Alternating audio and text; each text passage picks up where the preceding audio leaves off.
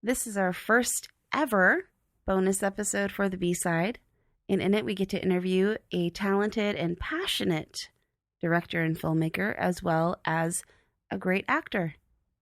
We had a lot of fun doing this interview, and we think you're going to have a lot of fun listening to it. Are you ready? I am. Let's go.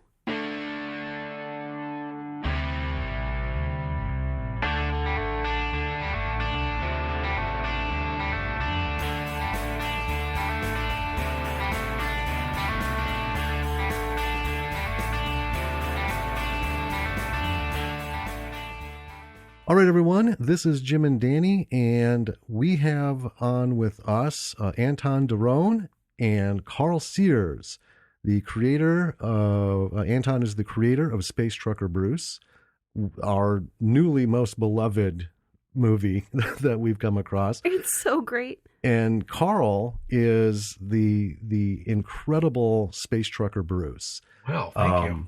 So yeah, we we have so many questions. So I'm going to just start out with us having done a short film, which is by no means the same magnitude of what you guys have done. One of the big questions that we have is life balance. Like for both of you, this was a long period of time putting this thing together and doing it on weekends and everything. And the big thing we like to know from people is, were there moments where there were tough decisions on trying to balance family time versus film production time for either of you? Well, if you want me to go first, I could go first. Could do that. Yeah. Sure. Yeah. Yeah. So for me, at the time when this project began, and I was a single and no kids, and so I had plenty of free time to pursue something like this. and also at the time, I don't think I realized how long the project was going to go for. I thought, we'll do it over 6 months, and then we'll be done, and it'll be this cool thing. And it just it just kind of kept, the project just kept going on and on. And so but I was, single, had plenty of time. And Anton and I, had a regular hangout that we, I'd come over to his place on Saturdays, in the evening. And we'd Okay. We spent a lot of time together already. So really it was more a continuation of our hangout time. Instead of watching, manga or anime, we'd go into the back room and we'd work on this project. And so, yeah, so for me, it was not, I didn't have a lot of challenges that way. Towards the end of the project, when I was kind of running out of steam, things would come up, and I would sometimes have to say, well, I really would like to do this thing, or there's this thing, that I'd like to pursue, but I committed to Anton to do this, so I guess I'll have to table that or reschedule that, and then go over and we'll work on Space Trucker Bruce and get it done. Yeah, that's how I dealt with it. Yeah. Okay. So your little ones are fairly new then. Oh yeah. The whole situation. Yeah. Well, congratulations. Thank you very much. Yeah. When I hear little ones, it's hard to get an age range sure. in there. Sure. I think anywhere between 4 and 10. Yeah, my daughter is now 6. She turned 6 in August, and my son he turned 3 in March, and I married my wife between the end of the shooting and the premiere of the show, and I can tell you, I would have no time at all to do anything something like this. Just even scheduling to come and talk to you guys was a little bit of a, there was, I got a little bit of time, but not a whole lot. So yeah, right. to work on something like this. We appreciate it. Oh yeah, of course. This is really fun. But yeah, I'm glad Space Trucker Bruce came along when it did, the opportunity to do it, because Nowadays, there'd be no chance. I understand. Well, we both do. Yeah. We we do this, but we write scripts and we're pitching and we're doing stuff. And we also have day jobs. Yeah. Mhm. Yeah. And it is hard. I mean, it's great that you had all that time, but yeah, I fully get how that comes to an abrupt end because, we don't exclude the time with our daughter. Mhm. So, it makes this road sometimes laborious Oh, in the length, Yeah. if we had every night to sit and write, we could pump out a final copy of or a final draft of a feature script. Oh, In under a month. Yeah. yeah. Easy. But for the longest time, we had like one Saturday a month Right. where Yeah, we to dedicate. didn't have her Yeah. here. So we would put in like 13 to 16 hour marathons. Oh, Mhm. yeah. All right, this looks good. Let's immediately print it and rip it up. So Anton, how was this for you? Because this is more than just, doing the performance. I mean, you were the man of all things. Well, when I started the project, my son was about 8 years old, and an 8-year-old is a little easier than a 3 and 6-year-old, Yeah. but Right. he still requires a lot of time. And I think that the agreement I had with my wife was that, of course, the family was going to come first, and this was just a hobby for Yeah. me. Really, it was just every Saturday night we'd get together and film. But of course, it was more than that for me, like you said, because I wrote it and I had to build the sets. And then, so I was constantly working on it, but really, home and the parenting took the top priority for me over the filming and stuff. And but I would when I was writing Space Trucker Bruce, I was taking Max to his soccer games and practices.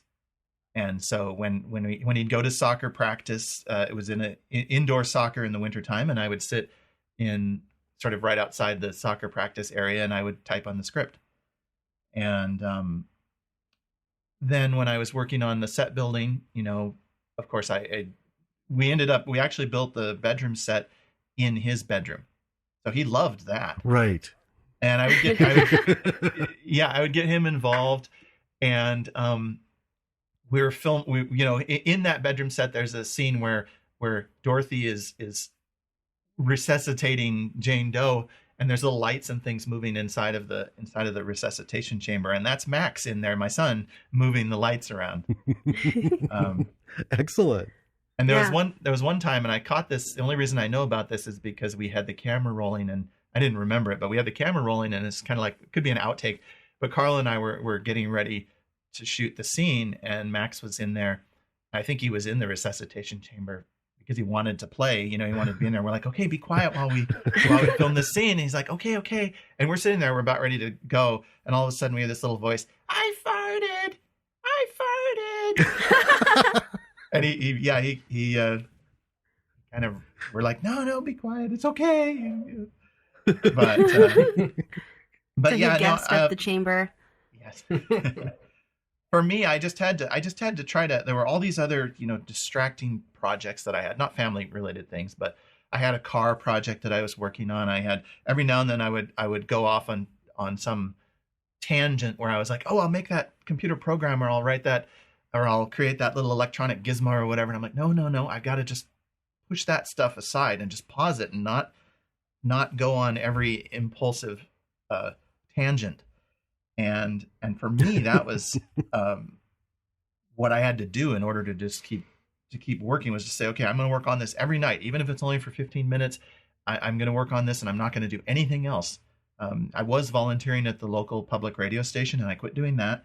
I was doing karate for a while, and I quit that. But I just kind of quit everything, put everything aside as much as I could to focus on getting the film done. Yeah. We get that. We kind of feel bad for our daughter because it's not one of us doing, this thing. It's both of us. Yeah. So, when we do schedule a night, it's after bedtime, Mm-hmm. And we have that do not come out unless there's an alien, a fire, Or you're bleeding. or some sort of EMT level thing. just let us have this 90 minutes before we would like to go to bed, you know. Yep. And it's tough when they're young. It is. Oh, but yeah. when we did our short film, we weren't initially involved in everything. And we had corresponded on this a little bit. You know, we were just the writers. That's all we wanted to be. And then, you know, back end produce Right. to bring all this together. But it rapidly turned into Us doing pretty much everything. yeah, Yeah. except directing and running the camera. You But know? we tried to involve her in it as much as we could. Right. And she's in it. But Yeah. she loved doing that. And then the night, I remember after her like first scene we filmed with her in it, it was just this little thing, and she had to wait all night to get the scene filmed at the restaurant. Oh, wow. And she was extremely bored. And she Yeah. was like 6 at the time. And it's just one little scene of her running out from under a table. Yelling, to- mommy, mommy. Yep. And after we were done, because she was so excited about acting, I was like, so what did you think of it? And she was like, I'm not a fan of acting. 7 Oh. hours of nothing until her moment came. Yeah, a lot of waiting around for a kid. Yeah. It is. And if we could have done something, you know, in a house and passed it off, that would have been so much better. Oh, yeah. you know? Right. So I'm just thinking, you know, Max not only has a set in his bedroom that he gets to roll with, you know, just everything going on. I would have been absolutely fascinated if my mom or dad was building all this stuff in the house, in the basement, in the backyard. I'd have gone nuts. He had a lot of fun. He really liked the sets that I was building. But one thing I want to mention, my son is a freshman in college now, and his college is in Boise, so it's a ways away, 1,200 miles away. Yeah. Wow. With the family balance issue, you really don't want to not spend time with your kid because they get old pretty fast. They become adults, and then they don't want anything to do with you. Yes. And you know, so for me, I'm happy that I did spend as much time with him as I did, and that I was as involved as I was. And if I had been less involved and more focused on filmmaking, I might have gotten more done, but I would have missed out because it goes by so fast. And Karl may not realize It really this does. at this point because he's in the thick of it. But Yeah, I realize it. So I try to make sure I don't get too overcommitted. That's why, you know, you approached me about maybe doing a part in your latest production, and I said I don't have the time. And when I do have the time, I'm too exhausted to actually really give it my best effort. I'm trying to get Karl as involved as he's willing to be in this project, but it isn't very much. You know, you might see his face occasionally in somewhere. I won't say where, and maybe his voice will be in there in a couple spots, but it's whatever there's time for, really. So I had to go it alone this time. Oh, well, you know, I mean, hopefully there will be another project and we'll have a little more flexibility. You know, we're super excited to see what this next one is. You know, I'm going to kind of just break away from the questions. I know we mentioned this in the podcast episode, but this was such a delightful find for us. Yeah. Because it hit all of the check boxes. It was, you know, it was good. It was good. Right. It had such a fun feel, and it really wasn't cheesy. And I went so far as to say that I think Space Trucker Bruce beats my all-time favorite, Planes, Trains, and Automobiles. Oh, wow. Love Steve Martin, love John Candy. But the two of you, your dynamic together on screen is just so fun. Oh, wow. And thank you. Yeah. Well, thank you. Because I have seen, I don't know how many times. We've run our daughter through it twice. I know. She wants to have a little bonus bit on our podcast where she talks about it. Oh, wow. Yeah, and gives her her little feels. Because unfortunately, a lot of things that we we cover aren't really for 10-year-olds. Oh, sure. Yeah. You know, but yeah, she was just delighted at this and just laughed, and it was so much fun. Oh, that's wonderful to hear. So, you know, that's one thing that I think we would reemphasize for folks listening is, you know, family first. You know, that's something we settled on a long time ago. It's going to take us X amount of months to get this nugget of an idea into some sort of paper form, and then, you know, get to a point where we can print it out and then just murder it ruthlessly and then do it again, maybe 4 or 5 times or more. Yeah. You know, it just takes a while, but the payoff is still good. I mean, for us, it's the writing. That's what it is. You know, somebody handed us $1 million check, like for a bucket list, not going to complain.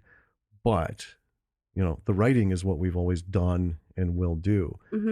Now, Anton, you said, not to stray too far, you know, this was kind of a hobby for you. Did it start that way, and then kind of evolve into more, or is this just still something that I can do this, so I'm going to do this, and that's kind of the end of the aspiration? It's just I'm going to create and then enjoy it. Well, I'll start with kind of how it started. Back when I was younger in high school, we had a local television station, and it was really bad. And I remember thinking, I could, like, their news and their interviews and everything, it was just horrible. It was, you know, they would like static camera positions, and there'd be this loud 60 hertz hum in the audio, and I'm going, what is this? How are they've got money and equipment. Why is this so bad? And so I wanted to make my own stuff back then. And I in Alaska, we have something called the permanent fund dividend, which is, they pay out money every year from oil revenues to every resident of Alaska. And it's not a ton of money, but I used it, a couple of those dividends. Although I saved all my sons for college, he didn't get to spend any of his, but I used a couple of mine to buy a camcorder. And I was in this Spanish class, and one of the things you could do for a project were videos. And so I started making these videos, and it was a lot of fun. And Karl was in a couple of those, actually, and we did those for a couple of years in our Spanish classes, and then I quit doing it because I really didn't think there was any future in it. I wanted to go to college and study something that I felt was a little more practical for me. So I went and I got an electrical engineering degree, and then I went and from there I started doing computer programming. But when I moved back to Juneau when I eventually moved to Juneau, where Karl had been living, he'd been doing these films there was a local short film festival, and he'd been doing films with his friends for this short film festival. And I really wanted to do one, and they had pretty much were on the tail end of doing them. Their interest had died down, and they had sort of stopped making these videos. But I really wanted to make one, and so one night, Karl and I had gone to a friend's place, and we were coming home. It was wintertime, and I'd been debating, you know, whether I wanted to get back into filmmaking again. And there was a car accident because the roads were slippery, and so the traffic was backed up. And so Karl and I are sitting in the car, and we're talking about various ideas, and he's mentioning, you know, well, I always wanted to do something with asteroid mining. And the conversation progressed, and then space trucking kind of came out of it, and I kind of decided there and then, you know, I'm going to jump into this, and I'm going to become a filmmaker again. And that was where I took off from there. But early on, I realized that I really wasn't making any money doing this. And so that was probably not a good area to focus on, you know, not quitting the day job to make movies. So for me, it's become more of a getting the vision in my head out and on into video form, into a movie, has been more the goal, and to try to improve.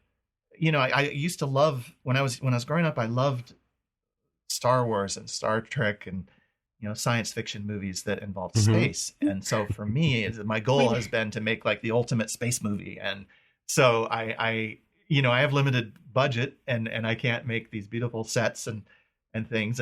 And so I have to do what I can, but what I can is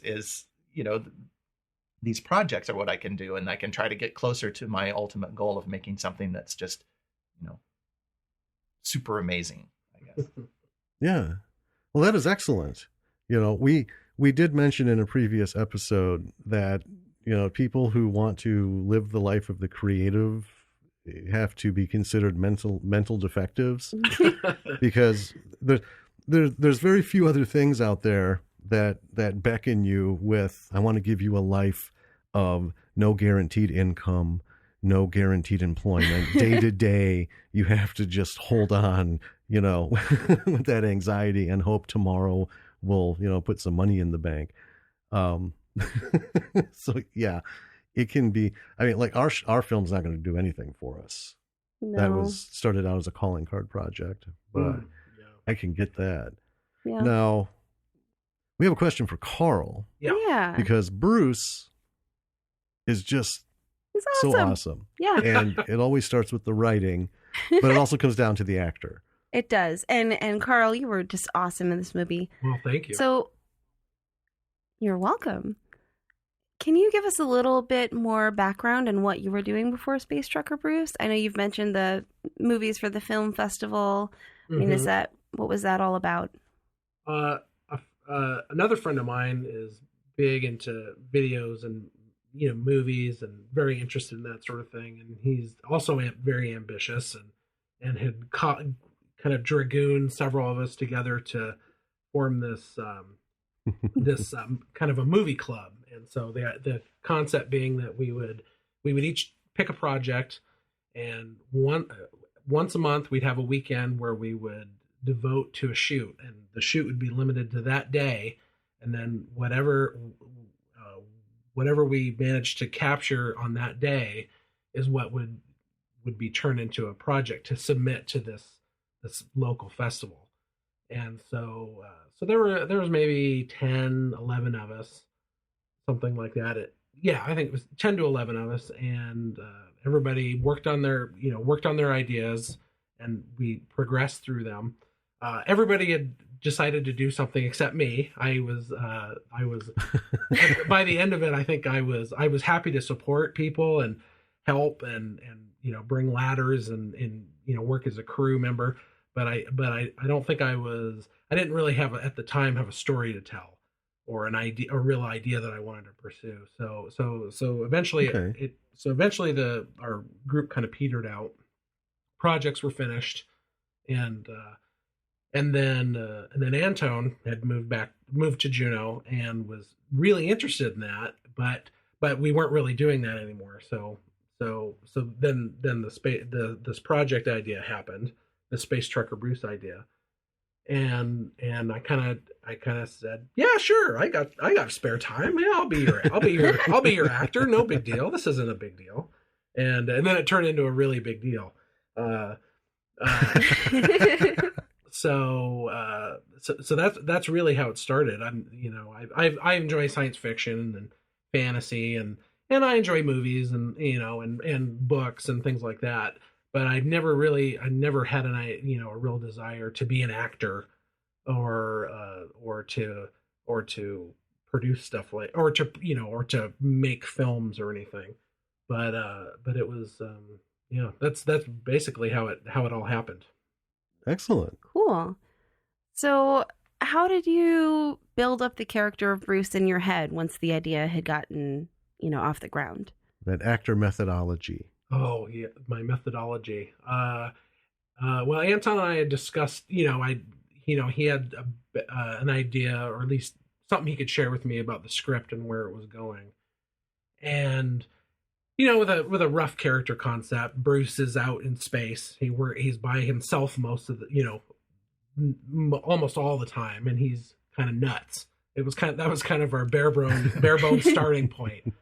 And so I'm it's been long enough now that I'm not really sure, how all the little, I think we did a lot of, I guess, workshopping, like when we were on set, he'd have a page of dialogue and I'd be looking at it and I'd say, wow, this would be really great here if he threw this little line in.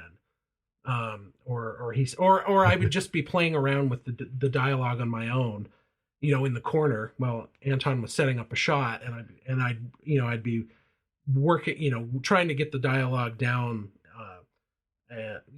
so it could come out properly, and I'd think, oh, this must be why he's acting like this, or based on this dialogue, he must be really lonely at times, or he must be,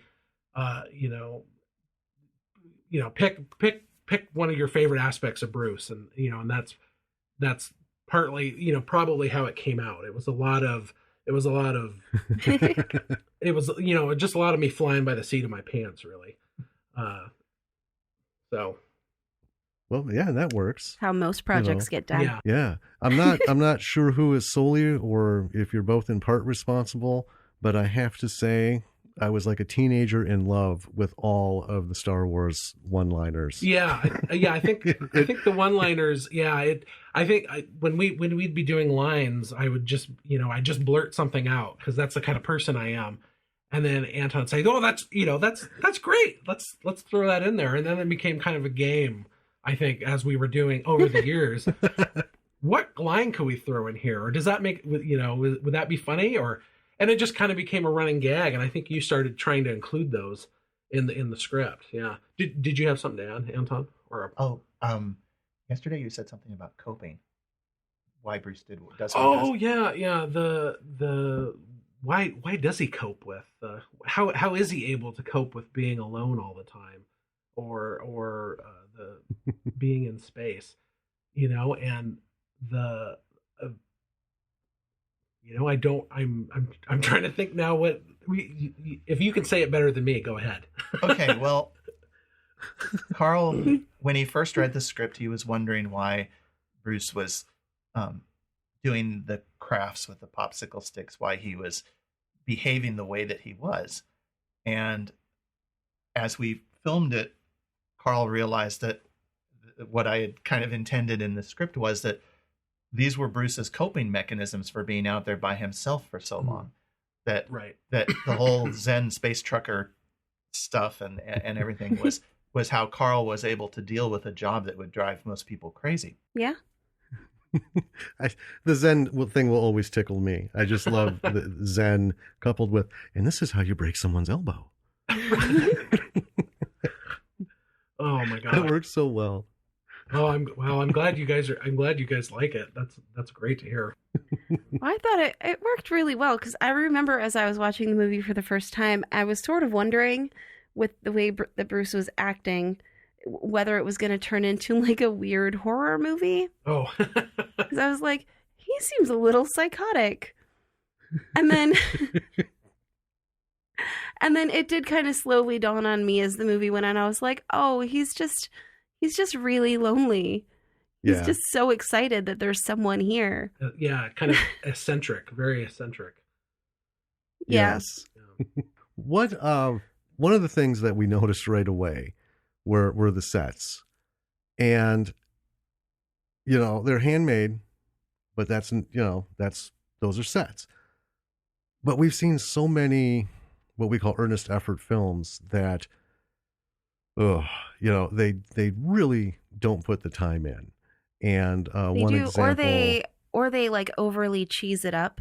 Oh, huh. They go to the far end. Yeah. Like there's one that we pick on where all their spaceships are just wadded up Reynolds wrap in aluminum foil.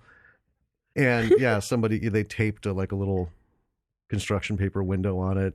And for I think an extra half an hour, you might have been able to yield something a little bit better. I mean, even if you look at like Ed Wood's stuff, that's just paper plates, spray painted silver. Right, and stuck together. pilfered stage props and things that didn't work out. But one of the things, because we would never have been able to make this film because we have zero skills, anything with hammers and nails and stuff like that. And when I see this extent of stuff, I mean, I know there's plenty of people out there who aren't so obliviously nerdy as me, where they can actually do physical things. I always wonder, so how confident were you guys in the building of this? Well, like once it was done, now, because if I had built it, I would never have set foot in it. I would have been afraid for my life because I know my handiwork.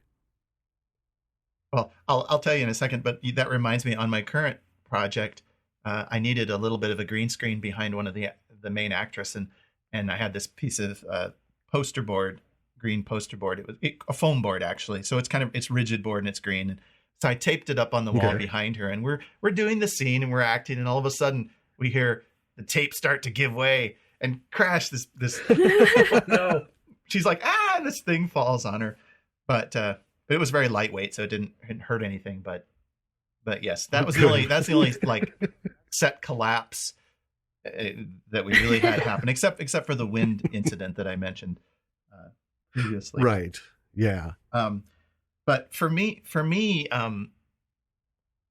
my dad used to build houses and was kind of a overall work with your hands kind of guy, and so I worked with him when I was a teenager, and when I was younger, I used to build tree forts and all sorts of contraptions in his shop.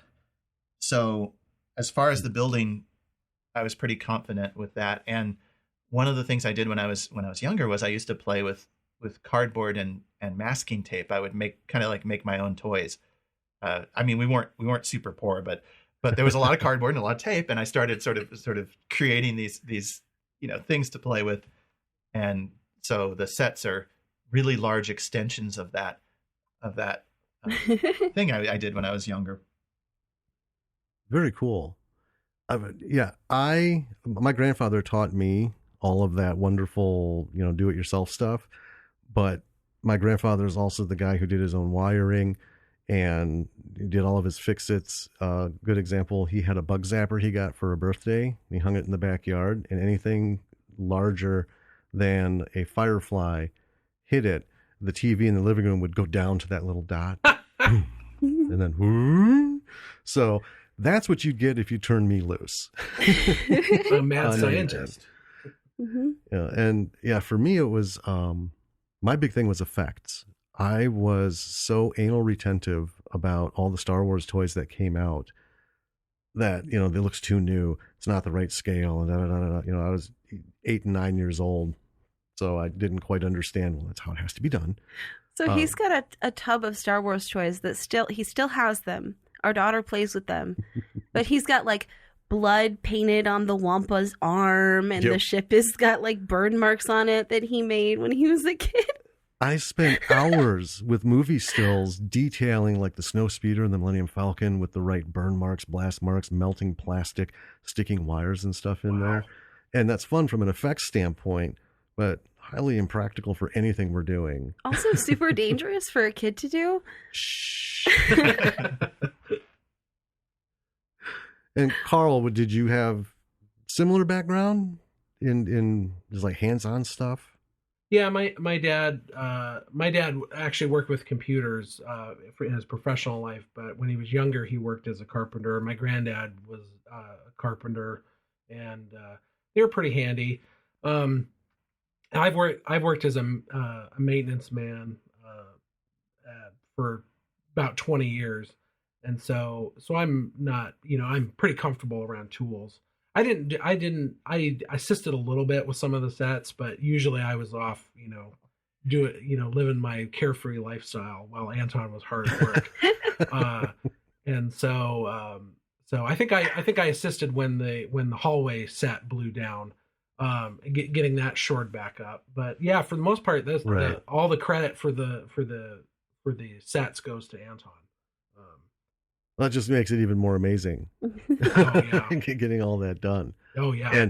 And I can definitely see the electrical engineer come through because as we mentioned when we went over the movie, every one of those screens, everything looked like it belonged. Yep. You know, it wasn't some weird conflagration of lights and sounds and things happening just to happen. Oh Yeah, I know. We were watching it was made recently, but it was done in the style of like the 50s schlock horror films. And there's a scene where they're like going down the hallway and it's set on the moon or something. And they just have egg cartons stuck to the wall. They didn't even paint them. No. And we were like, what the heck? What is that even for? I might have used a few egg cartons, actually. Well, that's okay because, you know, well, yeah, we didn't know that they were there. I built a shuttle compartment in my closet. I tried my hand at changing things around. I took games and some of my sister's toys, ripped them apart, rewired things so that the lights and sounds were different. And I tell you what, cardboard pressed holders for different things and egg cartons made for fantastic sci-fi, especially Space 1999 feel. Oh yeah, hallways and everything. Yeah. Yeah. So, Karl, because this was shot over such a long period of time, how did you manage your appearance? I mean, there were a couple of points in the movie, and it was only after I watched it, the second time and the third time so on, that I kind of noticed the little inconsistencies, and then eventually it seemed like the hat kind of covered up the hair inconsistencies. Right. But so how did you manage your appearance over such a long period of time for the movie? Well, at first, of course, I wasn't concerned about it because this was going to take 6 months and we'd be done. Not a big deal. And there was, I think most shoots, if I was in it, most of the time, the day before I'd think, oh, okay, I need to shave it up. I need to clean up this stuff. But there were definitely times where I couldn't be bothered or I just didn't, I was just too busy to find a razor and take care of that mess or go get a haircut. And I think I just hope that, well, I got the hat on. That's going to do it. And, and one thing that might not be apparent is I had started a diet at some point during the shoot, and by the end, when we were finishing the last few sets up in the last bit of photography, I dropped about maybe 35 to 40 pounds, and so there are some scenes in the movie where the only thing that's making it not obvious is that big coverall that I was wearing, and it might be obvious if you looked really closely. But I wanted to take some weight off, and I thought, well, I'm committed to the project, but I'm not that committed to put it back on 35 pounds. So. And I just thought, well, it is what it is. And people, hopefully it won't detract too much from the project. One of the problems with filming for such long periods of time is that, people's appearances change and things like that. And the continuity can be a big problem. And I'm running into that with my current project. But the actor actually is aging in the film because she was 19 when we started. So she got changed quite a bit over 3 years. But I just, whatever, I'm going with it. People are probably going to notice it. We don't always shoot in sequence, so the actor might look all of a sudden a little heavier and then a little bit lighter, or the hair might change from scene to scene. But with these kinds of movies and the way I'm doing it, that's just, I think that's what we have to live with. Yeah. Yeah. Oh yeah, absolutely. I mean, there's $500 million budget films that don't even come close. And just stepping back a bit, I think the costume for Bruce, it doesn't make it obvious because I didn't really pay attention. The only part of the costume I fixated on was the hat because John Deere Galactic was just so wonderful for us. But in watching this, I mean, you guys, both of you, I'm watching your face, I'm watching the expressions, I'm watching the exchange, and everything else is just in the periphery. And me, I've seen it at least 3 more times than you, so I haven't noticed it. But yeah, we did 3 locations over 5 months. 4 locations. Yeah, 4 locations over 5 months, and just for a short film, that was a nightmare. It was So I can't even imagine continuity over something over such a protracted production. Yeah. But kudos. Right. Now here's one that Anton. So Karl kind of answered some of it in that he would fidget with lines and stuff. One of the things we found, because we have like our beloved script that we wrote 7 years ago, and it sits, and every now and again have the hankering to pull it out and start picking away at it and changing things and stuff. And maybe I've always wondered, because there's several movies that we've watched where they've had 2 and 3 year production periods, and I've always wondered, was that a problem for you? That so you have your script and you're gonna start shooting. Was it something that you had to battle with, or did you settle on it, or did you just kind of go with the flow? The after the fact ideas that may come up while you're shooting.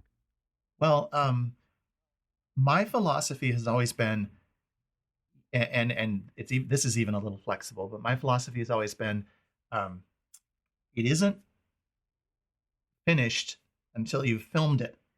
So if Karl and I come up with some great idea and we're about to start filming, we would sit there and revise things and change things around. And that did happen. There were a couple of little jokes that came into the movie that we thought of that very day or just before we started filming. And no, I like the idea of revising my script pretty continuously right up until filming.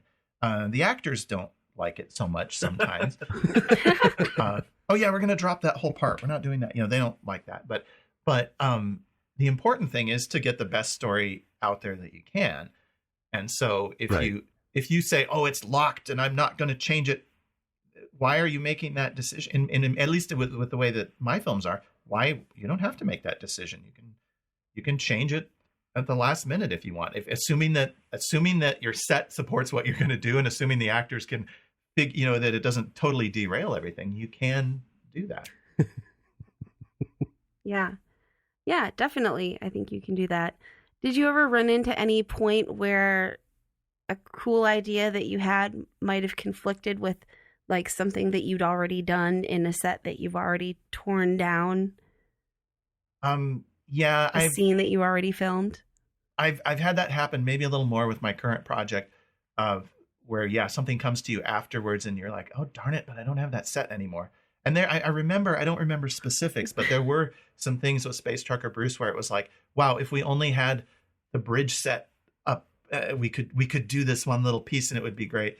There were a couple things I did where I sort of cheated that. Instead of going back to I'll give you an example. When they first board the ghost ship, they see the frozen woman on the floor. And well, anyway, that wasn't in the original script. And when we had rented a location for that hallway area, and I didn't want to go back to it. So we made a little spot in my studio room where we could pretend that it was the hallway.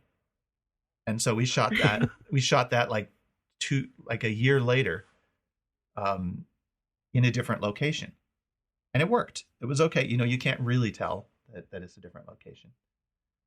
No, I wouldn't have known. Yeah. It came off great. But yeah. Well, cool. One thing, and I would think of like the way that the whole scene when he's out in space happens. That was a lot different initially in the script.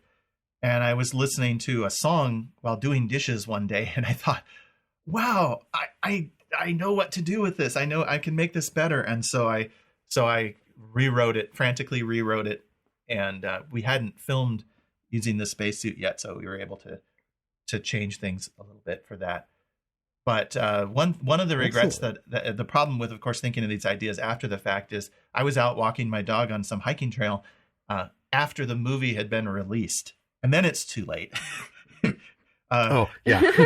and I had this idea. Well, instead of the ghost ship blowing up, maybe they should have tried to salvage the ship and then tried to take it with them to the Titan station and then gotten in trouble and maybe the Nessus gets tangled with the ship and they don't have enough fuel to not crash into Saturn and then have this big climactic moment where they're trying to escape this ship before it crashes into Saturn.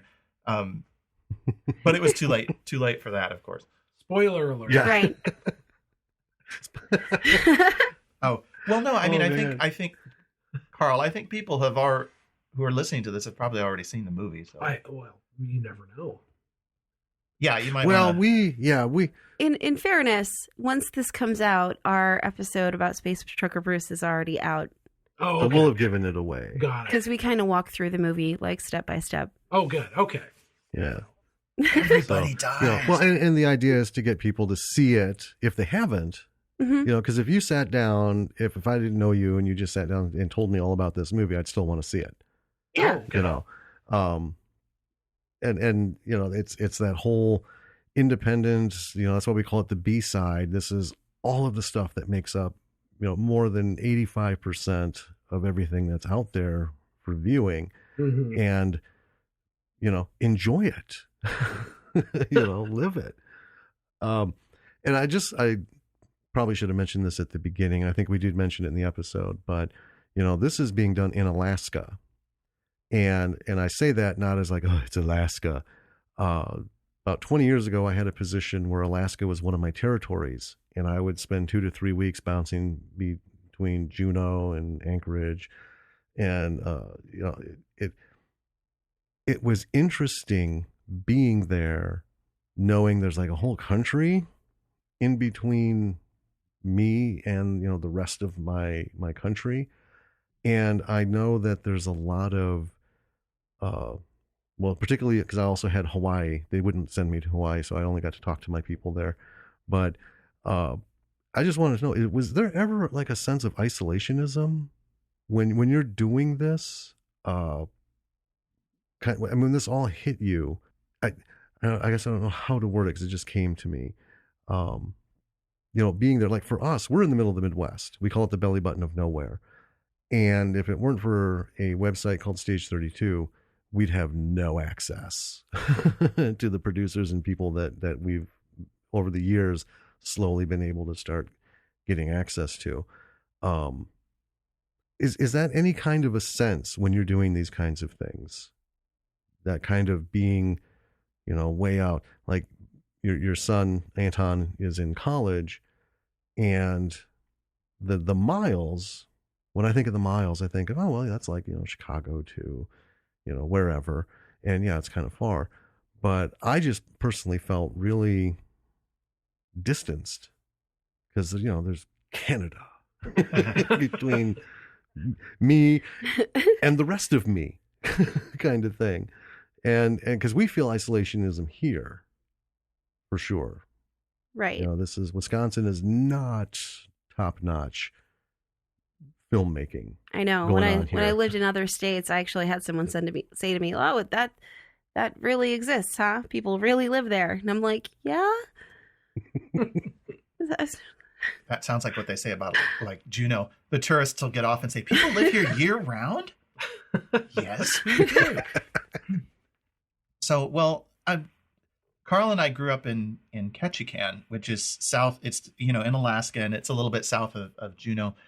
And same situation. You're on in Ketchikan, you're literally on an island, and in Juneau, you're on the mainland, but there's ice behind you and mountains, so it's kind of like an island. Right. The only way in or out of those communities is by airplane or by ferry, or you could take your boat and go out. But most of us use the ferry or use the airplane to get in and out of these communities. And I think nowadays with the internet, we do feel a lot more connected than we used to. I remember when I was younger, long distance phone calls were expensive, and we only got a small number of TV channels in Ketchikan, And we were kind of isolated from the rest of the world, but now it doesn't really feel that way anymore. Like you said with Stage 32, that's the internet, and it's you can communicate with those people. I shared a couple of very brief emails with the Sharknado people, and I'm way up here in Juneau and they're down in Hollywood, so it was like, nothing came of it, but my point being that I was talking to that person down there, and so yeah, the isolation is not. I don't think it's as much of a big deal, and we're used to it too because we've grown up here. Yeah, right.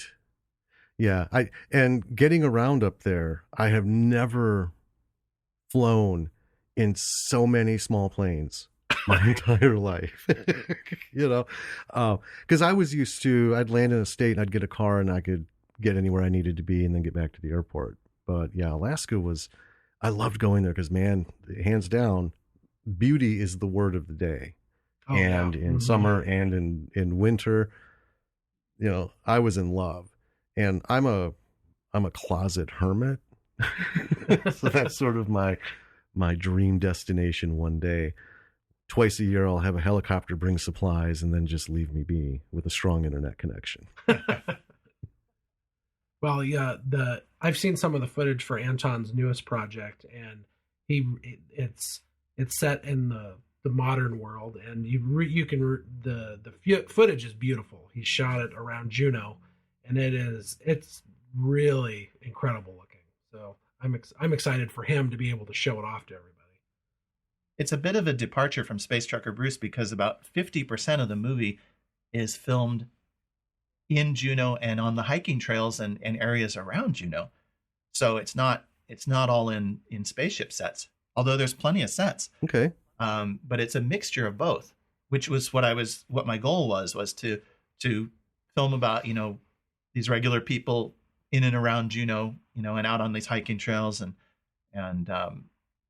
then to film, the second half in space.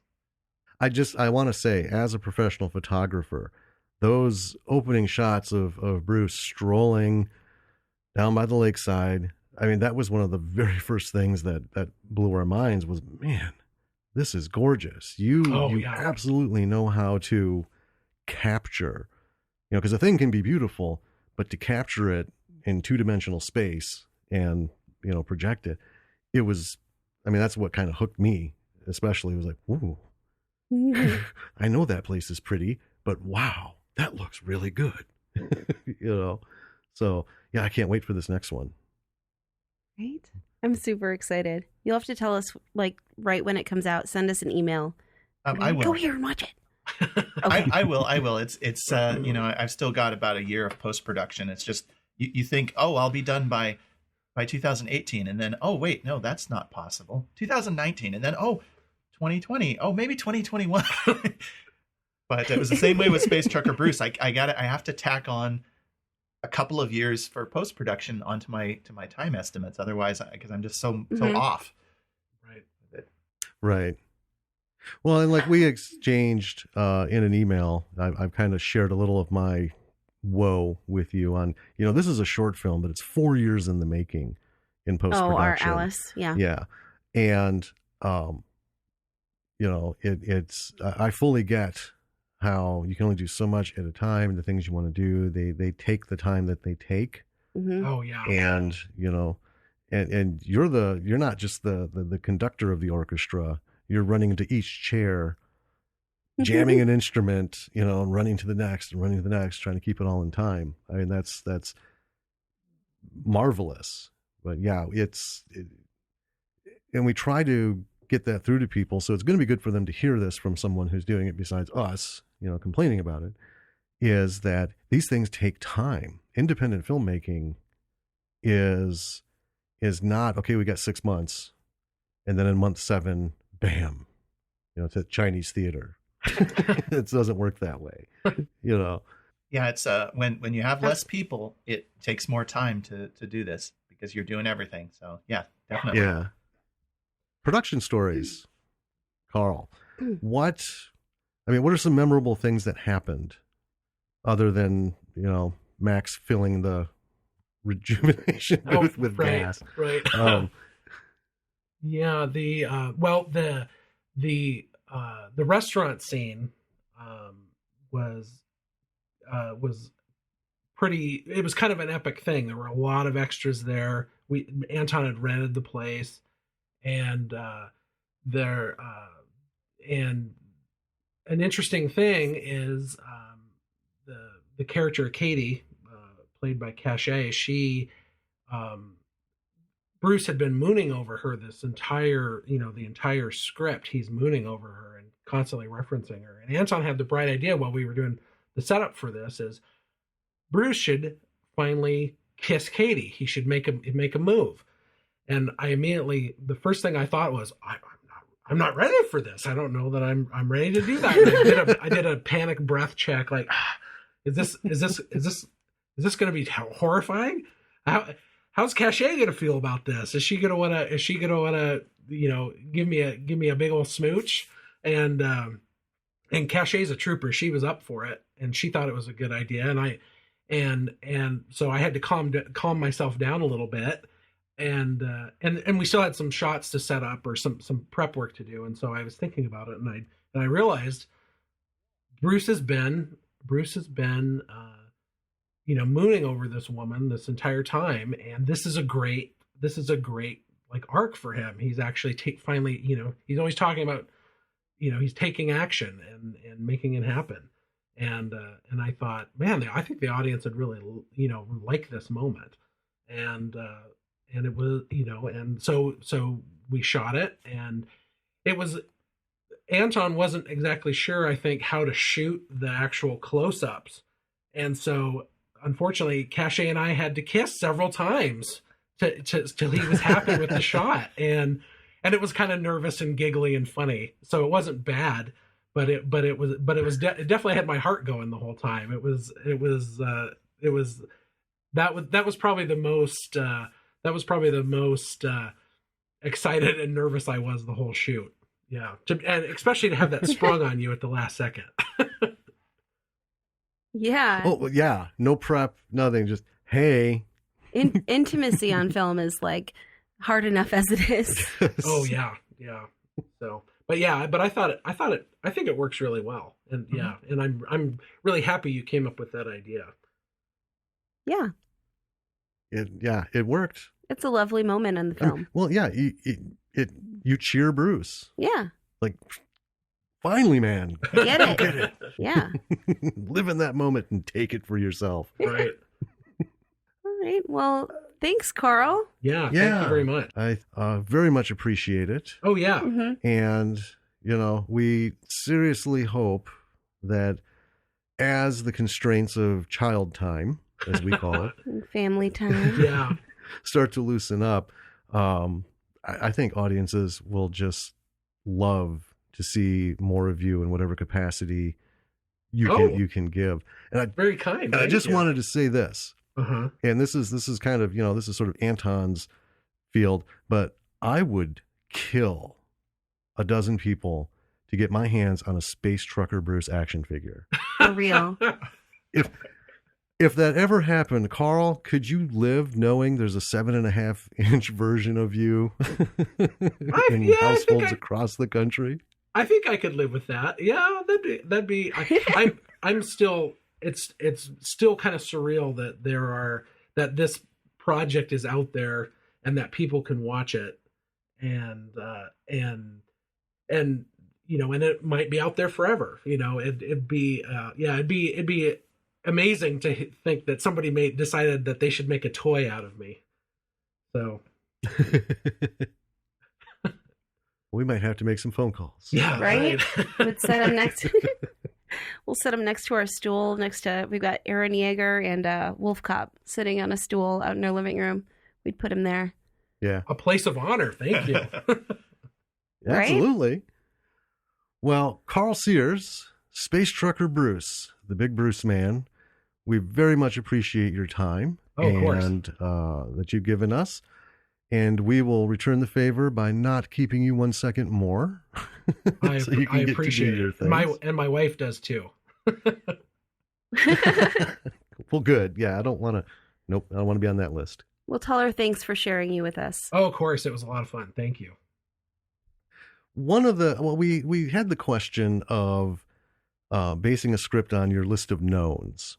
And this is kind of like filmmaking 101. You know, if you're going to put something together, work with what you know that you have, right? So, you know, like, well, I have an apartment that's really cool, so I can shoot in there. So I need to come up with something that's, you know, apartment centric. But we've already gotten kind of answers because you built the sets for Space Right. Trucker Bruce, so you weren't really held back. I guess my question is, for this next project, was the writing of it sculpted by what you knew you would have access to?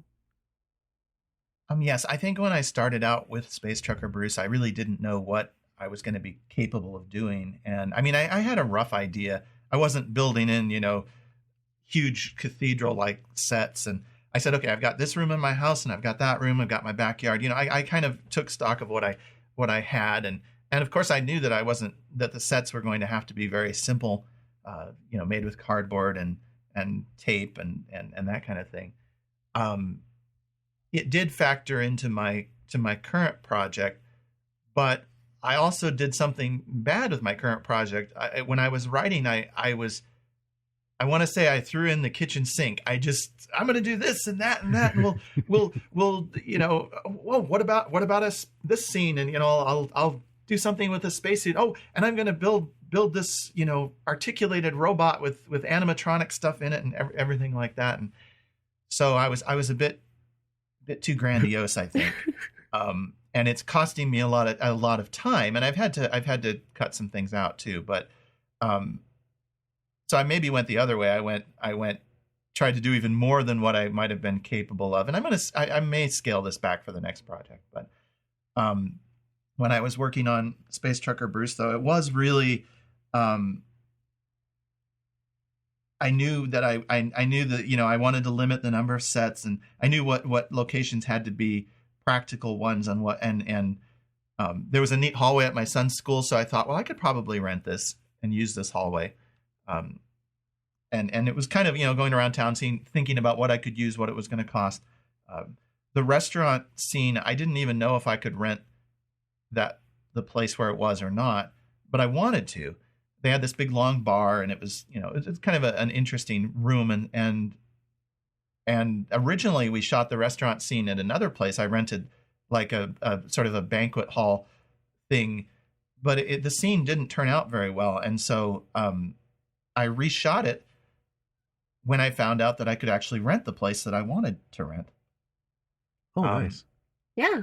But you know, I knew, for example, that I didn't want a large number of actors because they weren't getting paid, and they were filming in their spare time, and the filming was going to take a while. So I knew I needed to keep the number of actors to a minimum, which is kind of why it's mostly myself and Karl doing the acting. My budget kept things under control. I knew that I wasn't going to have tons and tons of money available to me, so that was a big factor in it.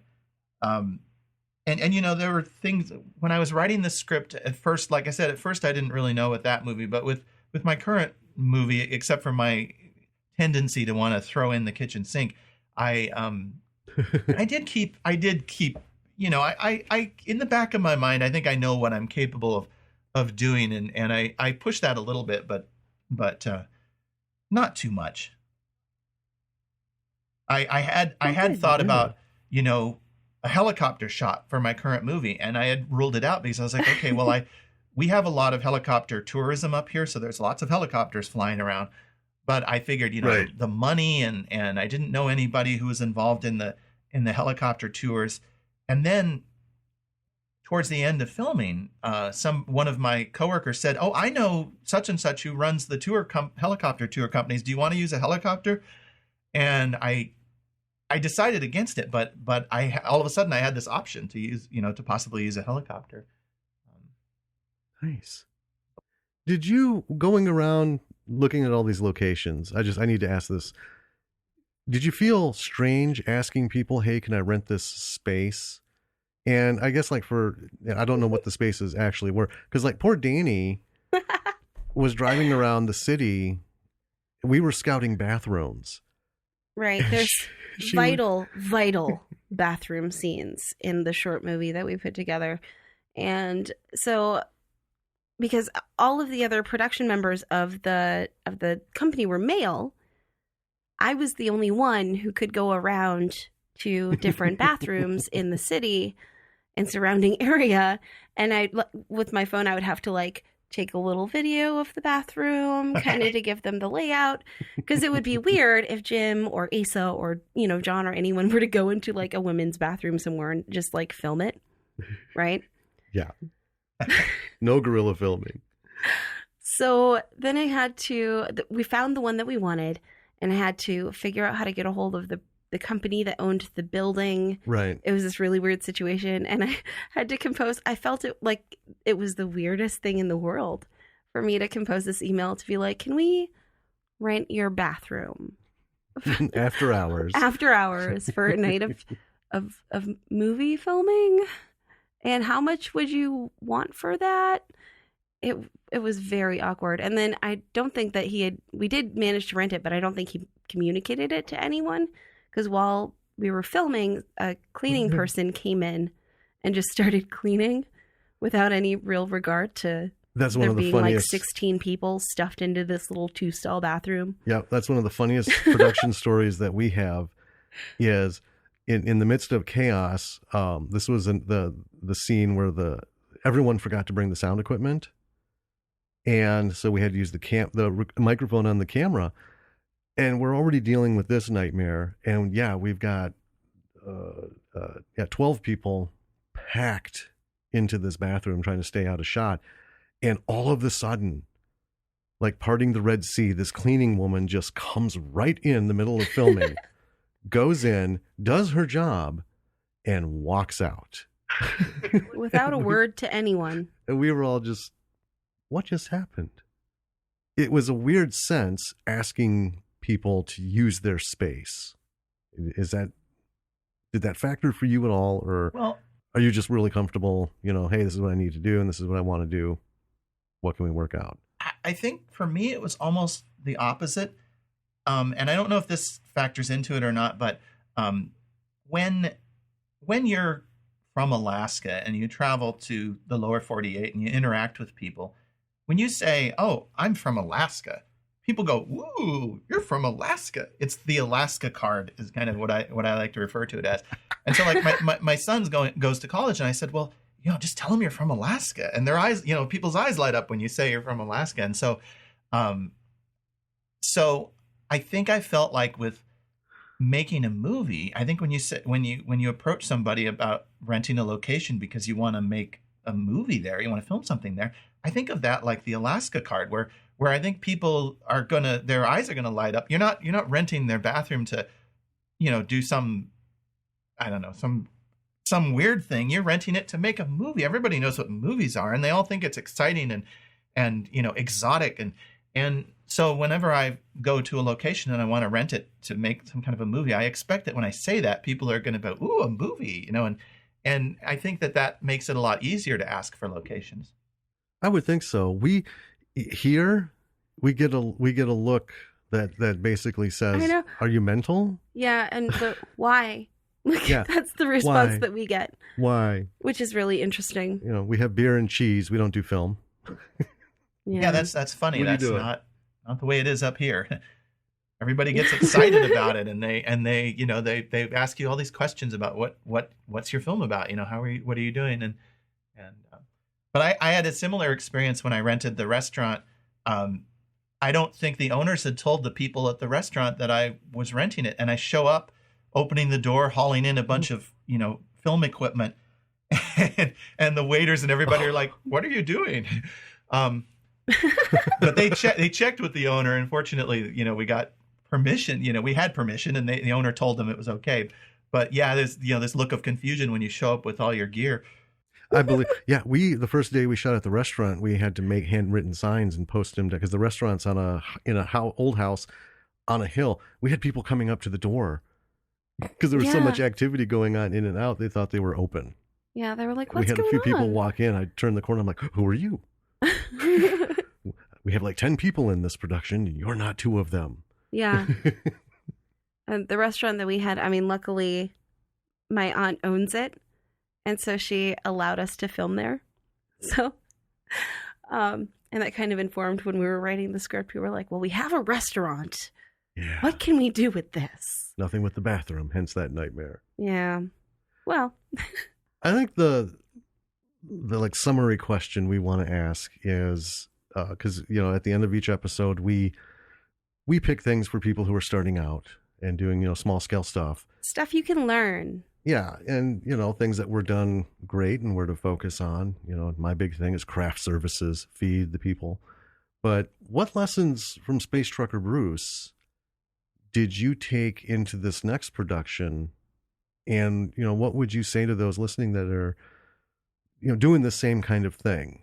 And it's sort of that mix and match. You can tell everybody everything that you've been through, but it's kind of that they got to go through it for themselves. But what would you impart to other, what I'll call true filmmakers? Because, you know, we wrote it, but we weren't doing the whole thing. And there are a lot of folks out there who are doing the man of many hats like you. What would you have for them? Well, a few things come to mind. I usually try to make sure that most of the money is spent on something that's going to be in front of the camera, or in the case of what you were saying, compensate the actors with food or actual money. Mm-hmm. I read a lot of, I guess learn a lot about filmmaking. I read a lot of filmmaking books during the making of Space Trucker Bruce, but I wasn't able to apply that knowledge for the most part until my next project. I don't know, planning for what you've got. You like you said with you had access to a restaurant. That's a good one. I've tried to plan my sets so that I know I can build them. I know I have a space large enough for them or whatever. I never like people who like say they're going to make a movie, but they're waiting around for enough money, or they're waiting around for, you know, I don't know, for somebody else to do most of the work. I've ran into some people like that. You know, I need a camera person and a director of photography and, you know, this and that. And I think you just need to take what you've got, if you've got a story, and go out and do it. I mean, maybe get a good enough camera, but now that everybody has iPhones, it's pretty easy to produce high quality footage. Maybe not to worry too much about it being bad. You know, your first attempt at something, or even your first several attempts, it's not going to be wonderful, but you know, you're going to get better. So there's that. Advice is tough. There's a lot of advice out there, and it's hard to come up with really good advice. I mean, just do it. I guess would be the one thing. You know, you want to make a film, you should just make a film, you know, and then learn as you do it. Yeah. Well, that basically mirrors what we say, you know, towards the end of just get out there and do it, make it. And it was Kevin Smith who made the headlines, you know, with his quote on, there's no reason for people who want to make movies not to make movies with, you know, like I said, iPhones, tablets, everything has a camera in it. It's super easy. I mean, the base software, you can at least record something, do some editing, and you've got a film, whether it's lit right or sounds right or whatever, but that's a lesson that you carry on. And yeah, that's what we push out. And, you know, advice is hard. I agree, because we get a lot of advice from producers. They're like, do this, do that, you know, change this, do that. And no. And one lesson we did learn is the way you're doing it is the way to do it. Knowing what we know now, we would never have tried to put a group together to get a director, to get a cameraman, to get a sound person. Because, you know, like I said, we just wanted to make this little short film as like a you know, business card kind of to put up and say, yeah, so we have this little group, and, you know, we're looking to do stuff, and here's a quick sample of, you know, what we want to do. And it went from 12 pages to 33 pages in total, and we were mortified.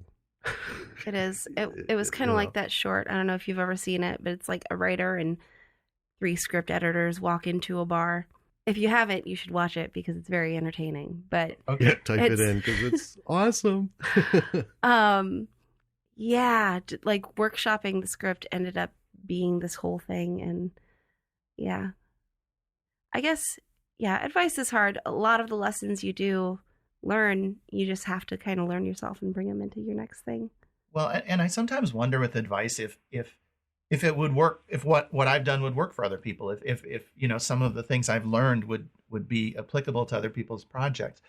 One of the things I think that's really important that I didn't really know as much up front is, you really need to get that script worked out ahead of time. And that's, I said that we made changes along the way, but I mean, you need to have a really good story going in, because that and planning, then you can just go through to a certain extent, just go through the motions when you show up. There's a lot of stress on a film set, and I've found that it's been very stressful and difficult for me at times to really think clearly. But if I have a clear plan, like I know that we're here's the shot list, and I know that these shots at the end we can dump if we have to, if we run out of time, because I've prioritized the list.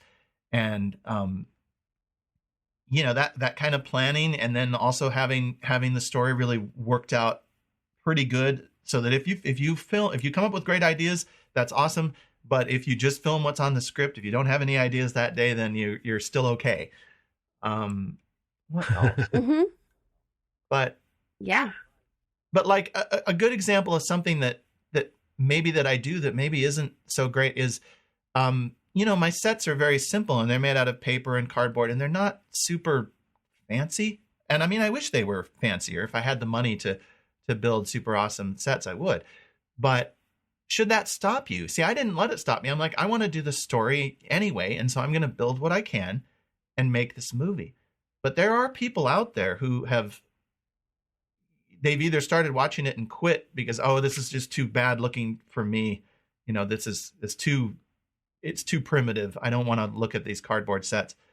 And I'm not really making my movie for those people, but there are a lot of people who start watching Space Trucker Bruce or see the preview and don't want to watch it because of the quality of the set building and the acting and everything else. But I didn't let that stop me. I just went ahead and did it anyway. No. Well, and to be honest, when we saw it, we had a different expectation for it, because unfortunately, people who do go out and do this, they kind of, I don't know, they don't have the right mojo going in. They almost kind of just get the sense that they were doing this to have fun and they don't care. Because we've seen a lot of things that we just watched. One that was a higher budget film. It was a horror movie the other night. I'm not going to mention it by name because I don't want to talk about it. But we were enticed by, we just felt like, I want to see some serious just gore and no story. Unfortunately, we got the no story, but we didn't get as much gore. Oh, right. And that hits right on what you said about get that script nailed down to where, okay, this is at least my concept. This is what I'm going for. It was almost like 5 people were walking down the hall, dropped their scripts unbound, and they cobbled all the loose pages together and just ran with whatever they had. And we're all about do it. Whatever the ambition is, just go ahead and make your film, whether you want to do this as an ongoing thing or you want to just make your mark and say, hey, I made a little film, or, a feature. I mean, a lot of them are features. And that's great. That's why we talk about them. But I don't know. I think true movie fans are the ones who latch on to Space Trucker Bruce because, I don't know, like I said, it just immediately, boom, wow, this was time and effort and care and attention to detail. And it doesn't matter whether things are, Avengers level, ridiculous, holographic, everything. It's monitors and it's got good stuff on it, and everything worked. Like I said earlier, there are people, Anton, out there like me and Jim who see the trailer for it and see that the sets are made out of cardboard and hot glue and paint and go, I must see this. Yes. because it's birthing something with everything that you've got. Mhm. And that's kind of, how we look at it. And that's really what this podcast is all about, is for the people who love that. So I think that's excellent advice, is just do it, when you sum it all up. Yeah.